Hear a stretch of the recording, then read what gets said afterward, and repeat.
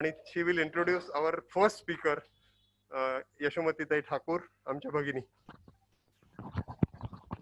Hello everyone, good evening. Because we are inviting Yashomati Tai Thakur, and she will be busy here onwards. So yeah, here I would like to introduce Yashomati Tai Thakur.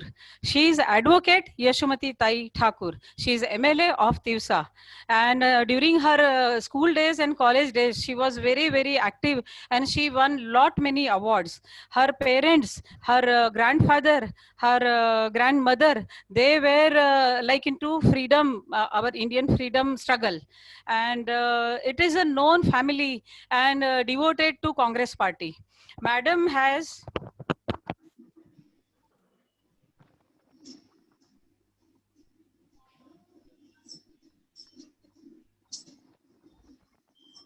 Madam has worked as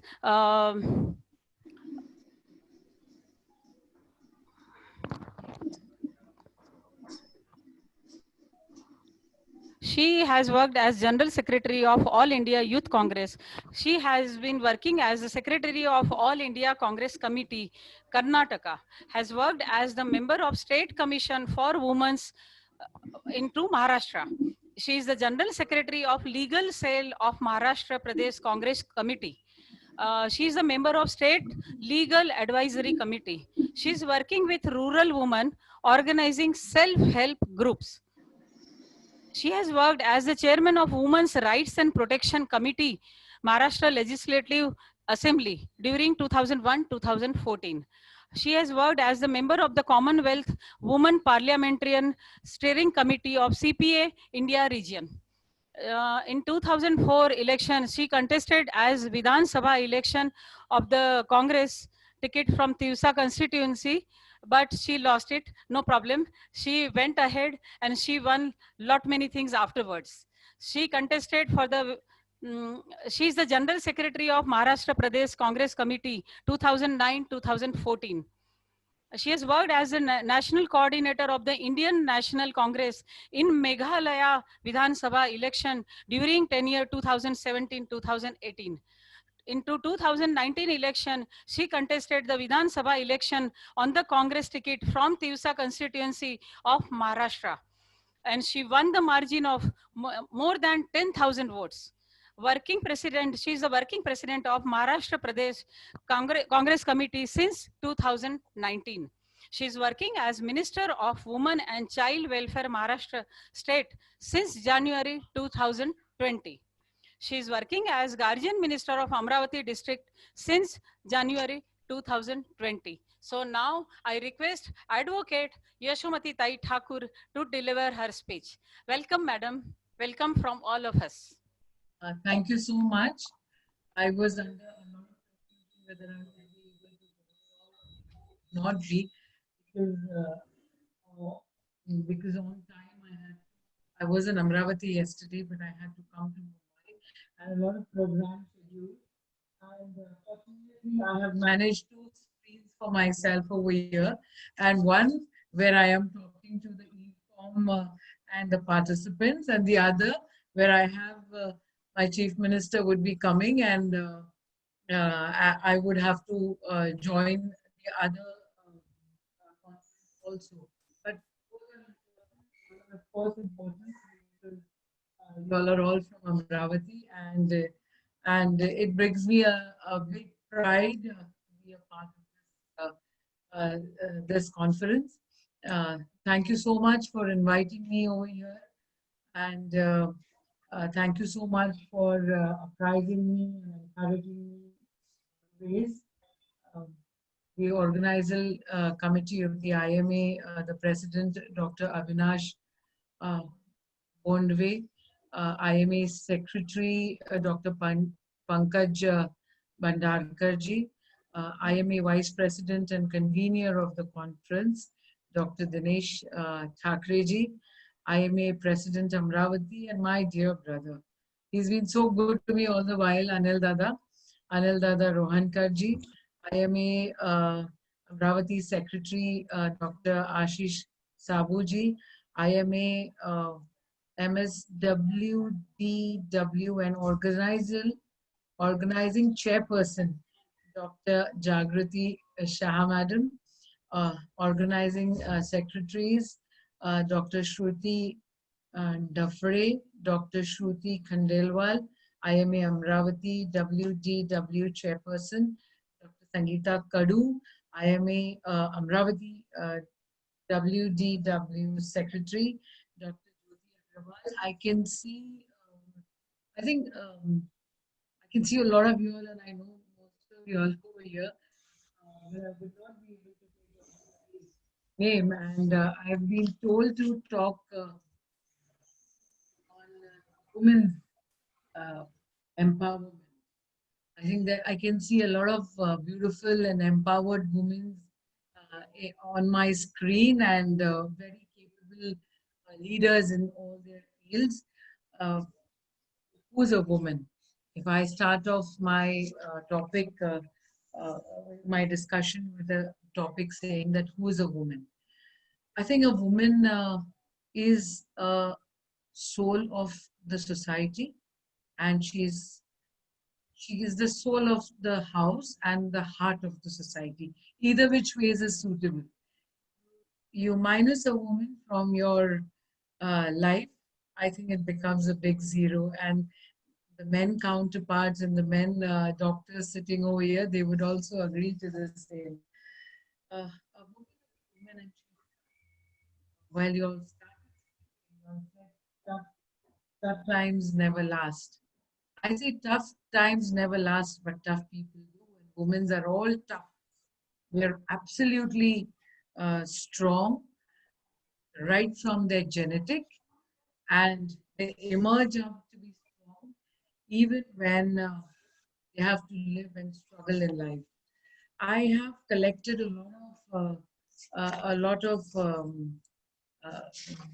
numbers, which probably whether I should talk about it or whether I should not talk about it, that's a different thing. But if you see, and if I talk about it, then there is a numbers which talk themselves to us. Um, a woman is mostly considered as a part of the house, and even if she is a well qualified and educated, she's expected to do everything what a household woman does. And I guess most of us do it. You know, when I got elected as the MLA first, one of my colleagues told me that "Asa bolaयचं नसतं. You should not talk like this. You're a woman." I was like zapped. I said, "What? What are you saying?" I said, "Yes, agreed, I'm a woman. But at this moment, I am an MLA, and I don't see a legislature as you can you can say that she's a man or a woman." I said, her sex or his sex doesn't count. It is the legislature, and it is the work that he or she has to do, and that counts the most, and that is important. And you all know me, and I am used to giving back when it comes, and I give it right away. But as I mean, I've been all year as a faculty, and I talk about women's, and I should talk about what all is happening in the world. Uh, at the first sight, if you see a woman is a woman, and she is the soul of, and when she becomes a part of the society, she goes out of of her house and she works. But then what happens? We spend all our life talking about how to empower women, how to strengthen her capacities. But does that really happen? I came across a lot of figures and numbers which tell us that India is one of the countries which has given electoral rights to the women. There was a time when we were there was a time when we were not given the right to vote, but it was long back before the independence also that this process had started. and India was one of the first countries which came up to be forming women to be a part of the electoral process. Okay. From that time, when women were not given the right to vote, to this time in our own country, when women are given all the right to vote, Maharashtra is one of those few states which has three women ministers. Otherwise, mostly it is just one. And mostly it is just considered ki, you've taken one woman, so the whole representation has come forward. But whereas doing the work is concerned, and the labor figures that I have, when the labor when you International Labour Organization and the Worldwide Labour Force participation, when these figures and these rates come out, then the women form at least more than 53% of the total uh, International Labour Organizational laborers that are working. So, so the general thought is, कि by आहे, she is a woman and it is her work to work, and she's a laborer and she keeps working. Most of the work that the women do are not even counted as the work done. Women have proved themselves in every battle and every ground, but from that time to this time, there are still a lot of atrocities committed towards women.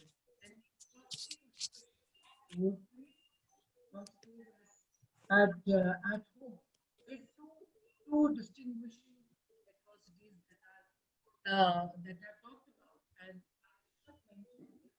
because not because I am a minister of women and child, during being a woman force, which has been really working also out the country and also out the world. Even the World Health Organization has put up words of praises for the women force and the COVID warriors that are working. Today in Maharashtra, if you go to see, you see you see the ASHA workers. I was there in Amravati yesterday, and the health minister was over there, and we had a lot of ASHA workers coming and saying ki, you should increase our pay. We are trying for that. We've now promised almost 200, but and I think what they were asking was also right. They want about 300 rupees per day, and that's not a big amount. But I feel ashamed of myself at times that that we keep talking about women empowerment, and I am not able to empower them as much as we. Why? Of course, it's a pandemic, and financial issues are there, and everything. People have to live. We have to provide money for oxygen. We have to provide money for the medicines and the beds that are required. All that, all that, yes. But if you minus the ASHA workers and if you minus my Anganwadi workers, about 2 lakh Anganwadi workers are working today in the field of the COVID, of the pandemic, and we are able to go. The government is able to go door to door only because of the woman force, only because of the power of the woman that is working with the government on the contractual basis. We are able to go from house to house and uh, see that our people, our public at large, a society is safe. If you minus the woman force, then the government will also stand still, um, and and you should be grateful to all the forces who are working in the pandemic and for the government, not only in my Amravati, not only in Maharashtra, not only in the country, but around the world. See, some things all of us have to do, and all of us have to become more and more, much more sensitive towards the woman as an entity and womanhood as an entity. Why? What programs do I have in my list? carry out a program provide fortified nutrition food to the women of the downtrodden society, where I have to provide them fortified nutrition so that they are provided with the kind of vitamins and with the kind of proteins and all other things that they are required. We as a government have to go, and any government, not only my party government, but any government which comes, that goes to show that women on whole are neglected. When we came up with the concept of 1,000 days before the child is born, I was questioned by so many uh, press people. Uh, my battery is running down. If you can, so many press people uh, that I should uh, that what 1,000 days, that means do, and when is the child and how but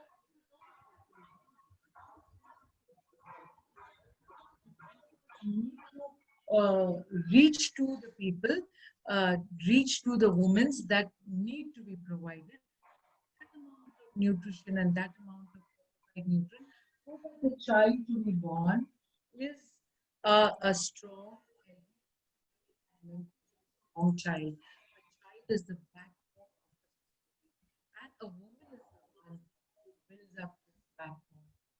She can be, she can be the one who will provide fortified nutrition.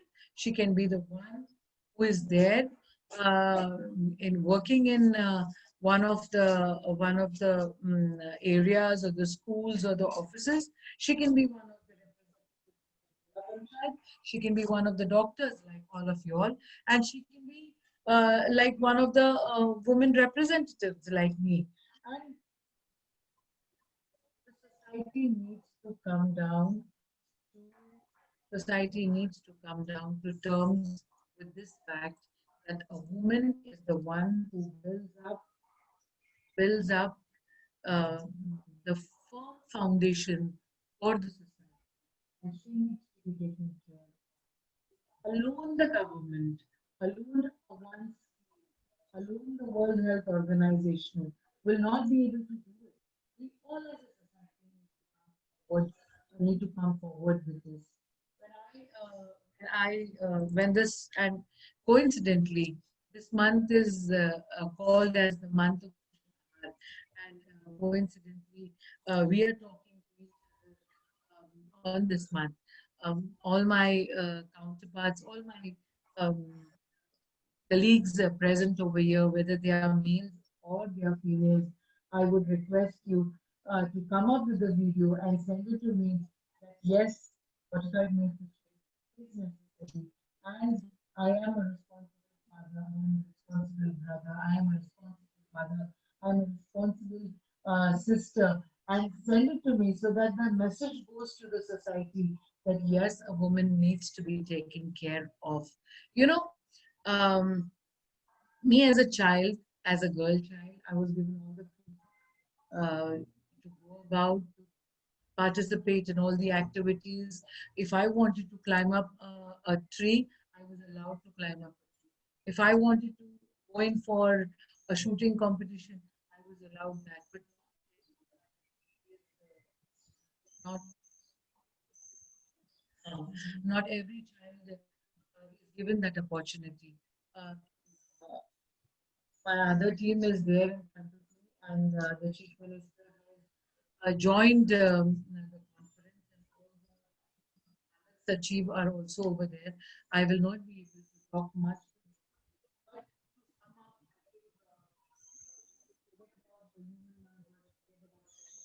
organization doing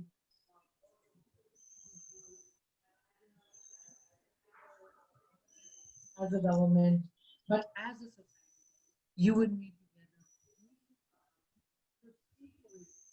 in actual terms, to womanhood actually, and in rural bases. Otherwise, lots of examples. You talk about Savitribai, and you could talk about Savitribai 100 years before, and you could talk about what is happening in the society today. Have not reduced. We need to pay attention to this. A lot of laws coming, 2004 चा कायदा, 2005 चा कायदा, protection towards women, uh, Act 2004, 2005, Juvenile Justice Act, Juvenile Justice Acts that have been coming up. Lots of rules and regulations and laws coming up. But unless we as a society come ahead, come forward, and really make a difference, it is not going to happen. It will be lectures after lectures, one person after the other, and this will just go on and on, and we will not come right in our heart that yes, she's a woman and she needs to be taken care of. Thank you so much. I'm so sorry. I want to talk much more about women youth and give you more figures about what's happening in today's world and what was yesterday. But I need to close down. I need to join another conference, which is of importance to all of us. And in the pandemic, I need to give that a preference. So I say sorry to all of you. And thank you so much for calling me for this program, and wishing you all the best for the IFCON event that is happening in Amravati. As Anil said, had it been in person, it would have been more fun. But I'm always there for all of you. Whenever you all need any kind of help, please let me know. I am just a phone call away, one SMS, and I will connect back to you all. Thank you. Thank you so much. Care for the women and Thank care you, for ma'am. Thank you so much. Thank you, Yashomati Tai Thakur, for your wonderful address to you, to us. And you are such a wonderful person. We would like to meet you again and again. And we are so proud of you that you are our cabinet minister as well as you are our guardian minister. We hope a lot from you, and definitely we will always, always remember you as woman and as politician, great politician. Thank you so much.